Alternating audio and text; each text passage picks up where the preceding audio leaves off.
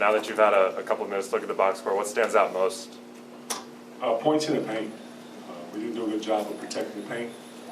Just looking out at the first half, they were beating us up. We got too many layups. In the second half, we made an adjustment, did a better job of not allowing easy post catches. We did a better job of defending that post line. We also did a better job of staying disciplined defensively. We got up early in the first half with some shot fakes. We got us up with shot fakes, and then we sort of have jumped, and we finished at the basket either for an and one or for a free throw, which we fouled. But looking at the second half, we did a better job of protecting the paint. So they beat us in the paint, 32 points to our 26. Isaiah and Brandon were in here talking about it a couple of minutes ago, but that halftime message, was it mostly centered around interior defense? Well, the halftime message, part of it was interior defense. Also, we talked about offensively, about we did not do a good job of sharing the basketball. There were like 19 possessions, whereas one pass shot. That's not how we play. We need more ball movement by making an extra pass to your teammate, especially an open guy. I think our guys were so excited about playing against a different opponent. The ball going in easy for us in the first 3 minutes of the ball game, and then just hit that drought of coming down, jacking. That's not how we play. We're big on player and ball movement and sharing the game. Over in the front, Josh. Just curious to hear your thoughts on the production that you got from Eli tonight, on both sides of the court. It looked like he played with a lot of confidence out there. Yes, Eli is a big competitor. Even though he may look small because of his size, but he's tough. He competes. He competes every day in practice versus Dave and X. So as far as getting double-double, I believe he got 13 points. How many rebounds? 10 rebounds. That was big. I challenged our perimeters. There will be a lot of long rebounds. So that's important that we first block out, and secondly, be able to chase down those long rebounds. My goal was for our perimeters to get 3 or more rebounds tonight's game. Eli happened to get 10. That's great. We don't need everyone by committee getting rebounds for us and really shutting down second extra possessions for them. I want to make sure that we know that this is a possession game. It's a possession game. We have to take care of the basketball as well as we have to rebound the basketball. Right in the middle with Matt. Was there ever a break in your focus in what you were doing as a coach to kind of look around and say, here I am, this is what I'm doing? No, that didn't come to mind.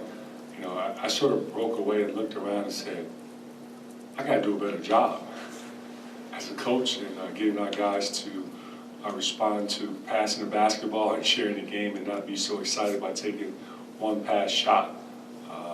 As you know, Saginaw Valley State made a big run, but I love the fact that how we adjusted by staying calm and poised.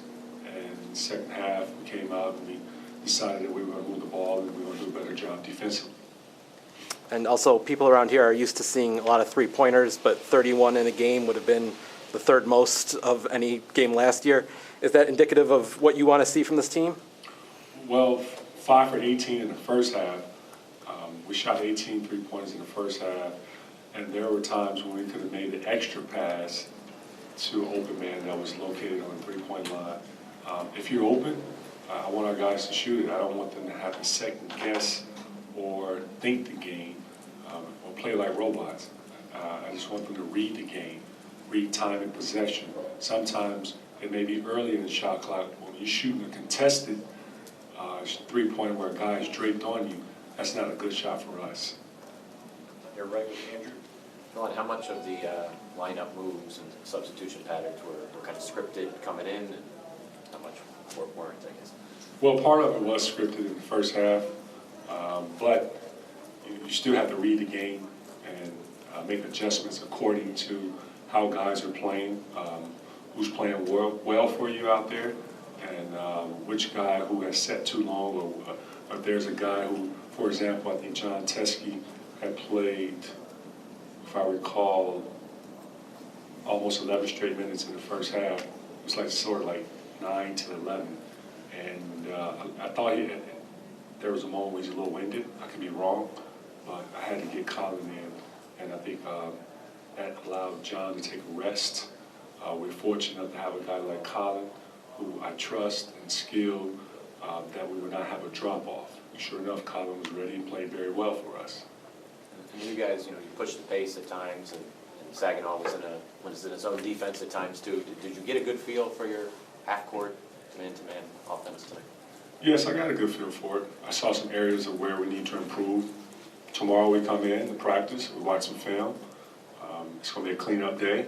See how we can get better and make some adjustments from there to get ready for Tuesday. Your left with Jacob. And so I'm wondering what your thoughts were about your team's after timeout performance, and what maybe what is your kind of approach, at the breaks in terms of stuff you're drawn up and and mentality, the stuff you're saying in the huddle. Well, our guys did a really good job of executing our timeout. Their focus was there. They did an excellent job of communicating in huddles, holding one another accountable. We're big on guys doing their job.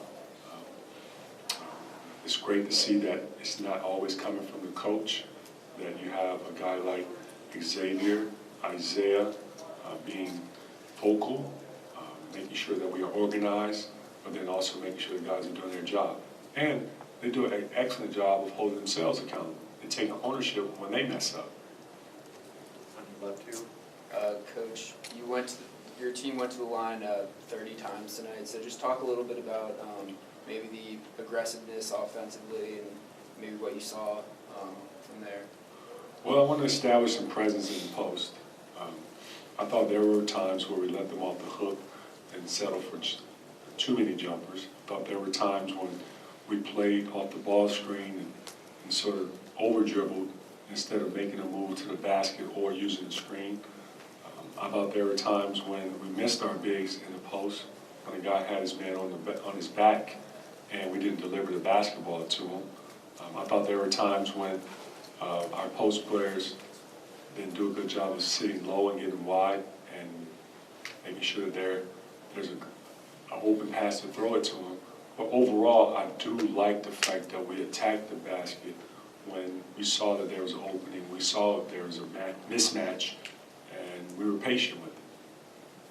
On your left with What's the process kind of look like in terms of maybe rewiring some guys when it comes to getting a defensive rebound or scooping up a turnover to maybe push as opposed to what has been kind of more traditional here? They kind of played a slower tempo. Have you had to kind of work with guys to change maybe some instincts? Well, mindset, at times you have to impose the way how you want to play, the transition that you feel is best for this team. Yes, it's an adjustment with how it was played last year offensively. I know it's totally different tonight than what you're accustomed to. Overall, I did like our pace, but I would like for us to be more solid, more disciplined, and making better decisions.